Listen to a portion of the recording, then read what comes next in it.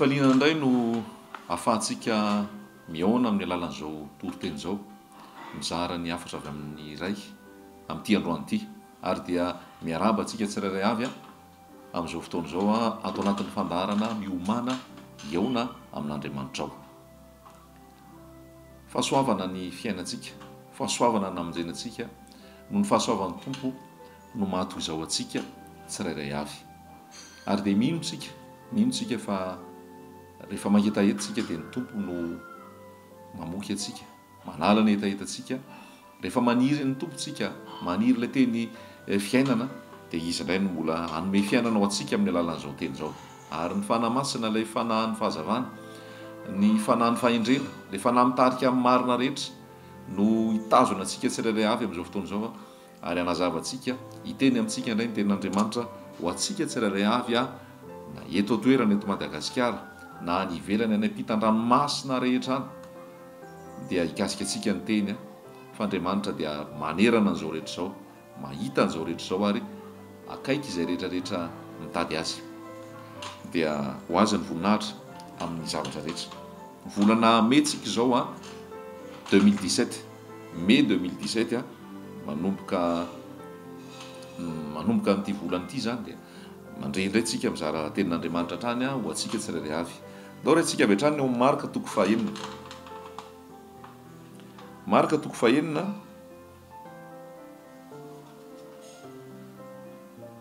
andininy fa 7:70. Marka toko fahaenina andininy fa 7:70. Izao no voasoratra ao. Ary noho ny hariva ny andro dia efa mby teo ampovoan'ny ranomasina ny sambokely ary izy reriahany no teo an-tanety. Ary nahita azy ireo sahirana ny vohy fatratra izy fa notohanany rivotra ary tokony ho tamin'ny fiambenana faha-efatra amin'ny alina dia nankeny aminy nitsangatsangana tambony ranomasina Jesosy ka nikasa handalo azy. Ary rehefa hitany nitsangatsangana tambony ranomasina izy dia nataony ho matotoa ka niantso mafy izy ireo fa izy rehetra samy nahita azy avokoa ka dia raiky tahotra. Ary izy niteny taminy niaraka tamin'izay ka nanao taminy hoe matoki fa izao ihany, aza matahotra. Ary niakatra nankeo aminy teo an-tsambokely izy dia nitsahatra ny rivotra ka dia talanjony izy ireo ary tsy fantany ny amin'ny mofo fa efa mafy ny fony. Amen. Zay teny izay no resantsika fampianarana ao anatin'izao 20 minitra izao. Jesosy maneho ny fahagagana, maneho ny heriny, maneho ny Andriamanitra tsy toa azy ao anatin'ity tantara ity. Lohateny omentsika azy dia hoe matoki fa izao ihany, aza matahotra. Amin'izao taona 7:40 izao izay mahabe ny ady, ny fitsapahana, ny olana, ny zavatra manahirana rehetra. Ary hoy Paoly hoe araroty ny andro azo anaova tsoa fa ratsy izao fiainana izao. Any hoe amin'izao andro ratsy izao fiainana izao dia mbola misy fanantenana, mbola misy azo hitokisana, mbola misy azo ianteherana ary mbola misy fampaherezana mbola afaka omenantsika amin'ity andro androany ity ho anao manaraka an'izao fandaharana izao. Dia izao ny teny omenanao androany, matoki fa izao ihany, aza matahotra. Mba hilatsaka any am-pontsika mihitsy izany teny izany, teny fiainana, teny velona ary ampisy fiatraikany ho any amintsika tsirairay avy ihany.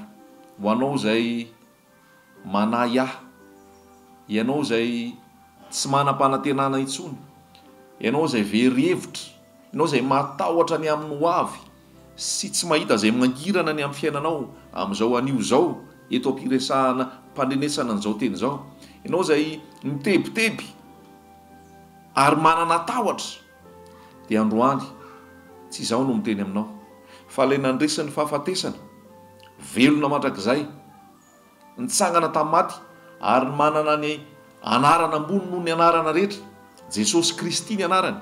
Ary izy ilay Andriamanitra tsy toa, mpanjaka ny mpanjaka sy tompo ny tompo, ilay mahefa ny zavatra rehetra, izy no miteny aminao androany hoe matoki izao ihany, aza matahotra. voalaza ny tenin'andriamanitra any amin'ny obolana hoe aina ho an'ny mahazo azy ny teny ary fahasalamana ho an'ny nofony rehetra. Zany hoe ty tenin'andriamanitra ty tsy ho fahalalana ara-tsaina fotsiny, tsy ho teoria, fa ty teny ty teny velony ty. Toy izany ihany any amin'ny Hébreu dia misy an'le hoe velona sy mahery ny tenin'andriamanitra. Zany hoe io teny io, teny velona sy mahery io raha raisinao io dia zay le voalaza hoe aina ho an'ny mahazo azy ary fahasalamana ho an'ny nofony rehetra. Mipaka tsy any amin'ny fanahy fotsiny zany ny fiantraikan'le tenin'andriamanitra, fa mipaka any amin'ny tenanao, toe-batanao mihitsy. Voalaza any amin'ny obolana any hoe raha vao malaheloelo anao na kivikivy ianao dia hatramin'ny taolanao ara maina. Ao amin'ny salamo koa ny mpanao salamo dia milaza an'izay hoe reraka maina ny taolako satria noho ny akiviana mahazo azy. Dia be tabe ny olona no mitady lalana, mitady hevitra, mitady fomba mba hanesorana an'izany akiviana zany, hanesorana an'izany alahelo zany, hanesorana an'izany tahotra zany, mba hananany risim-pondray, hananany fahavitriana, azony fifaliana indray, ahafahany miatrika ny fiainana. Samy manana ny fombany. Fa ny ambara aminao eto androany, ny tena azo antoka indrindra ary tsy mamitaka, tsy mandainga, fa zay nanandrana azy dia nilaza fa tsara izy ary mpanao tsara ary tsy nanenena miaraka taminy ary misy fiainana miaraka aminy, Jesosy Kristy zany. Izay ozy izy nanomezan'Andriamanitra ny anarana ambony noho ny anarana rehetra, Jesosy Kristy. Ary Jesosy no miteny aminao androany hoe matoki izao ihany aza matahotra. Inona ny zavatra miatra amin'ny fiainanao amin'izao fotoana? Inona ny olana mianjady aminao amin'izao fotoana? Inona ny zavatra mampatahotra anao amin'izao fotoana? Fa androany Jesosy dia miteny hoe matoki fa izao ihany aza matahotra. Petabe ny olona eny an-dalana rehefa hitanao dia hitanao hoe tsisy fifaliana intsony. Petabe rehefa mandeha eny an-dalana eny ianao na mihaino ny resaky ny olona dia toa resaka milaza akiviana, milaza alahelo, milaza arerahana, milaza fatrotrahana. Noho ny ady rehetrarehetra miatra eo amin'ny fiainana, noho ny olana, noho ny fahasahiranana rehetra miatra eo amin'ny fiainana. Androany tsara fahatongavany ty teny ity, matoki izao ihany aza matahotra. Voasoratra ao amin'ny Jaona 5:10 dia Jesosy dia niteny mihitsy hoe ety amin'izao tontolo izao no ahitanareo fahoriana, kanefa matoki izaho efa nandresy izao tontolo izao. Ety amin'izao tontolo izao no ahitanareo fahoriana, kanefa matoki fa izaho efa nandresy izao tontolo izao. Raha vakinao kely alolohany dia ozy Jesosy hoe izany teny zany no efa nolazaiko taminareo mba hanananareo fiadanana. Petabe tsy miadana ntsony amin'izao fotoana izao. Zany hoe tsy miadana tiana tenenina, tsy mandry saina, tsy mitony ny fo, tsy misy filaminan-tsaina sy fiadanam-po noho ny rotorotom-piainana, noho ny fahasahiranana amin'ny lafiny arabola, afiny arakasa, araka tokantrano, arajanaka sy ny sisa, dia tsy misy fiadarana ntsony ao anaty.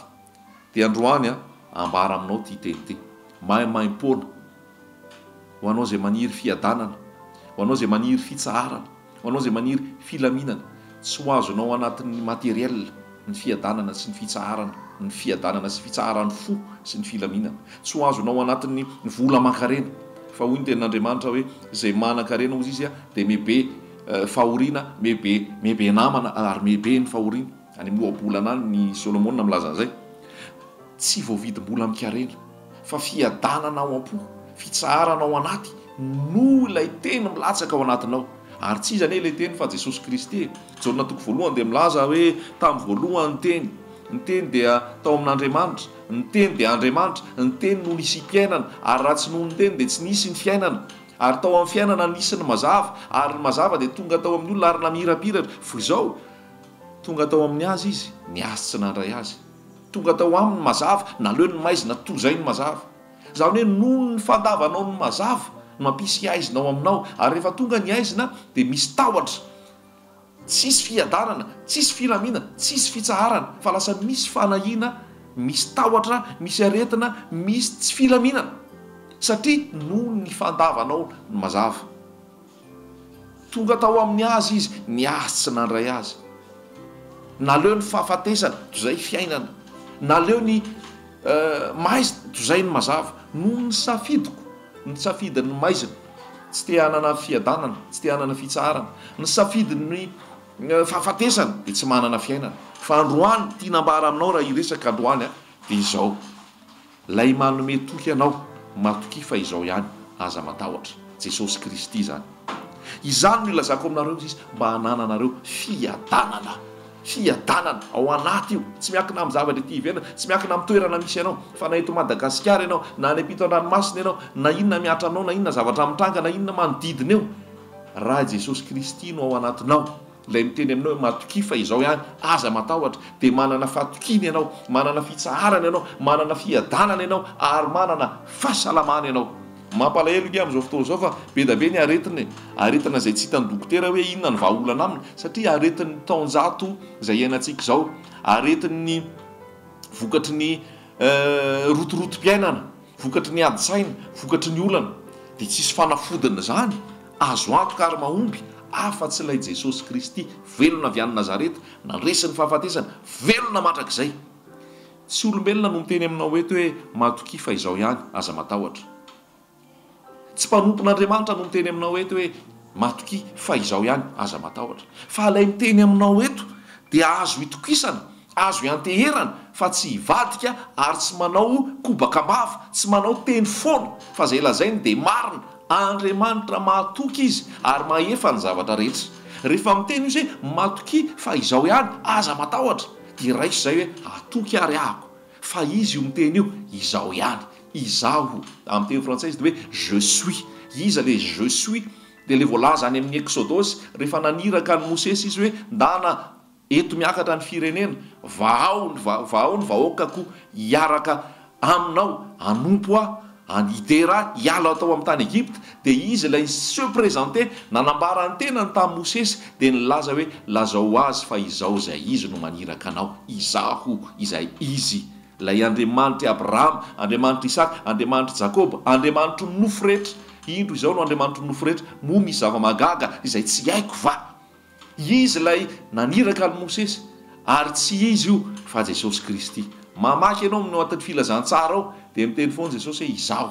Ao amin'ny filazantsara ny Jaona moa misy an'iny hoe izao no voaloboka, izao no mofinaina, izao no fangarana maty sy fiainana, izao no lalana sy fahamarinana ary fiainana, izao no fahazavana zao tontolo zao, izao no mofinaina, izaho Jésus, Jesosy, je suis. Ary eto izy dia miteny hoe matoky izao ihany aza matahotra. Lay Andriamanitra ny Andriamanitra, lay mpanjaka ny mpanjaka, lay tompony tompo no miteny aminao hoe aza matahotra. Tsy ferana ny ady, tsy ferana ny fitsapana, tsy ferana ny olana, tsy ferana izay rehetra fizahan-toetra mahazo, fa lalàn'ny fiainana zany ary zavatra mitranga, fa natao hisy zany mba hanehoana fa mampandresy anao Jesosy. Ao amin'ny Salamo 4:3, Salamo 4:3 dia zao no voasoratra ao hoe be ny fahorian'ny marina, fa Andriamanitra manafaka azy amin'izany rehetrarehetra zany. Tsisy hevitra zany, tsisy ady hevitra, fa Andriamanitra manana izay tiany atao. Zay ny mahasoverin azy, masy mandidy izy. Ary zay ilay voalaza hoe tsy mahazo manao izay tiako amin'ny hafa aho. Dia eto izy milaza mihitsy hoe maro ny fahorian'ny marina. Fahorian'ny marina hozy izy, marina zany, kanefa misy mandalo fahoriana, mandalo fitsapana, mandalo fisedrana, mandalo ady sarotra. Fa hozy izy hoe Jehova manafaka azy amin'izany rehetra zany. Miaro ny taolany rehetra izy, tsy hisy ho tapaka ireny na dia iray akory azy. Ny zavatra mila ataonao dia izao, ny fampidiranao an Jesosy ao an-tsampy kely.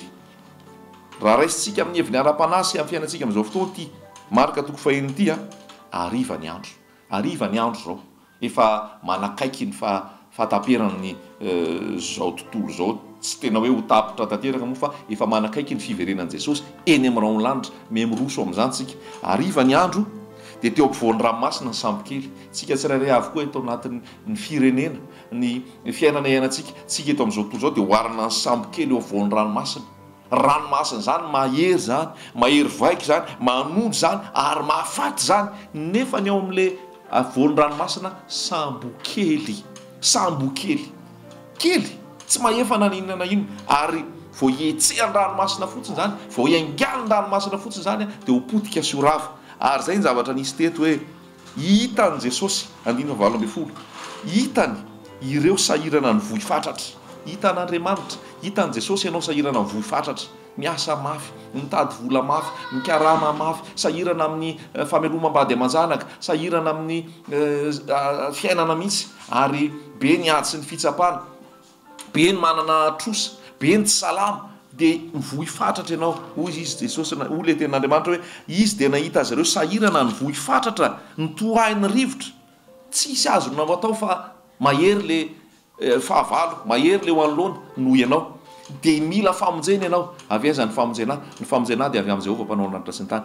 Jesosy Kristy tokony ho tamin'ny fiambenana faefatra amin'ny alina ao anaty aizipito tsy ahitanao ninninina tsy ahitanao zay mangirana intsony no misy fanantenana vaovao misy fanazavana vaovao misy fiainana vaovao ary tena azo antoka Jesosy Kristy mihitsy no nanatony Jesosy Kristy mahita ary rehefa mahita izy tsy mijery fotsiny tsy mitsetra fotsiny fa mahita izy dia ozy izy hoe izy dia nankeny aminy nitsangatsangana fantaro zany ao anatin'ny sambokelinao samboaravoarany rivotra eo voan'ny ranomasina feno ady sy ny fitsapahana sy ny maro isan-karazany dia zao mahitanao Jesosy ary hitany Jesosy fa sahirana ianao mivohy fatratra dia Jesosy manatona anao nankeny aminao dia nitsangatsangana te ambony ranomasina manapahefana ambony zavatra rehetra nge Jesosy ny ranomasina hitsangatsanganany ny ranomasina hitsangatsanganany teneniny io dia mangina dia inona ny zavatra nitranga rehefa tonga teo Jesosy dia natahotra ny mpianatra fa hiveriny fa matoto indraindray koa anao tsy malala ny tanan'i Jesosy fa ao anatin'ny ady mahazo anao nge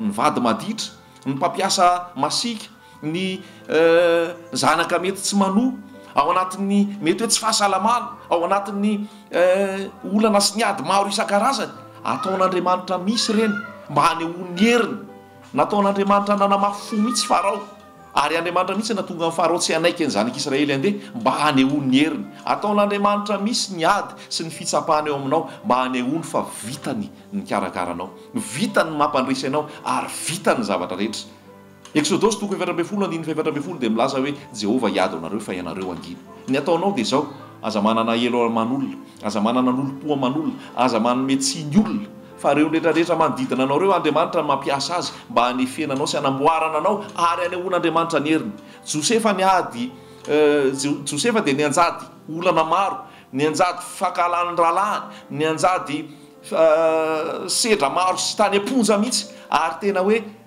tena ambany dia ambany hopotika fa nefa reny lalana rehetrarehetra reny nitondran'Andriamanitra azy mba hanehoan'Andriamanitra ny heriny rehefa niona tamin'ny ralahany izy avy eo rehefa izy no lasa mitondra famonjena ho an'ny ralahany tadidin Jesosy zany dia nifona tamin'ny ralahany dia ozy Josefa hoe ianareo ny hevitra nyzany ho ratsy fa Andriamanitra ny hevitra nyzany ho soa ny zavatra rehetra miara-miasa asoa zay tian'Andriamanitra zany hoe aza ny olona nomentsiny aza ny zava-misy nomentsiny aza ny mpampiasa no ankahalana sy ny ray aman-dreny no ankahalana sy ny zanaka no ankahalana sy rehetrarehetra manodidina eo manavesatra ny fonao zany ary mamparary anao fa fantaro fa Andriamanitra mampiasa ny zavatra rehetra mba hanehoana ny voninahiny ary nitondrana ny fahanafahana ho anao ny teny Jesosy rehefa tonga teo Jesosy raiky tahotra izy satria tsy nalalan'i Jesosy mba teny hisokatra ny masonao amin'izao fotoana ary halala ianao fa ny zavatra rehetra misy eo aminao dia Jesosy miasa mitondra fitsaharana mitondra fiadanana ho anao fa izao nefa mila miditra ao amin'ny sambokelinao Jesosy aza atao pneu de secours fotsiny aza atao rehefa misy olana vao miantso azy fa mila mitoetra ao an-tsambokelinao tsy tapaka